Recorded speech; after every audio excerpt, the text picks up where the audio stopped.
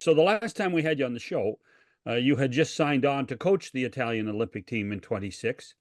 But life throws curveballs, Mike, and things change. You better Yeah, it explain to does. people what's happened.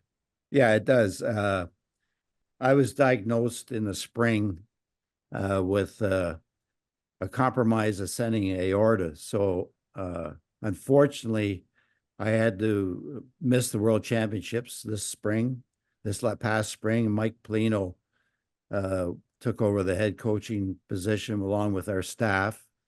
But I underwent open heart surgery in New York. Dr. Girardi did a fabulous job. It was 4 months ago, John. And I'm out riding my bike every day and feeling great. So, as you said, though, there's a few curveballs that get sent your way in life, and certainly that was one of them. And previously, I've dodged a couple of bullets. I had prostate cancer and was able to have that worked on with Dr. Chun in Sunnybrook in Toronto, and that has resolved itself. So it's good to live lucky. Yep, no kidding. Tell Have me, you? Go ahead, I John. was just saying, tell me about the heart surgery. I mean, were you in the hospital a long time, or how does that happen?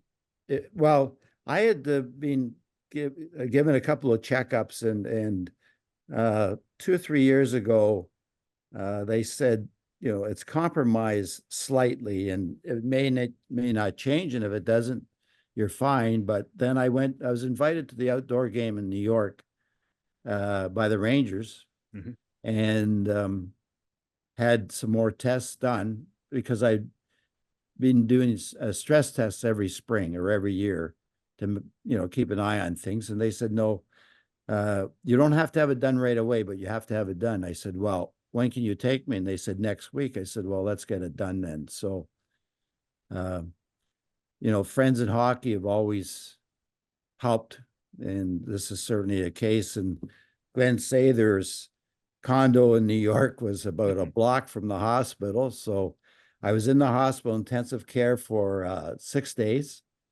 and then released. And then I went and stayed at Glenn's place and Ann's place for another week. And then I had to go and stay by the hospital, Presbyterian Hospital in New York, for a following week, just to be close. And then I went to see my daughter, and then my partner and I, Gabrielle, we went to Key West to our condo there and started the rehab program. So it was timely in terms of catching it.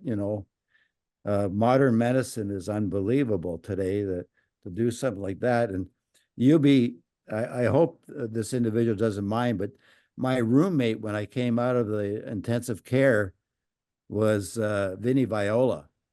No. Vinny is the owner of the Panthers. I walk in, he says, Keenan, is that you? I said, yeah. So, and now they go on to win the Stanley Cup. So that evening, he and I talked hockey for about 6 hours. Did you share your Panther stories versus his Panther stories? Yeah. Well, actually, he knew about all my Panther stories. He did some research. So anyway, it was a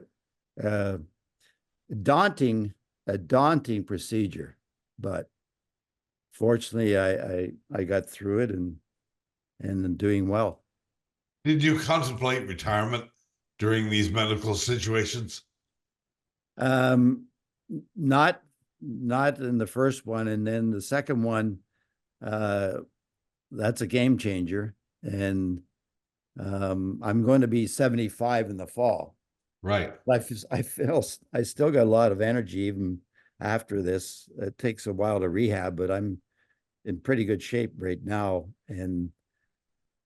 But you think about your priorities and how you're going to proceed, and whether you can, have the intensity or the passion that you need, particularly in this case. So I'm going to advise them, and I'll be participating on that level from time to time. But that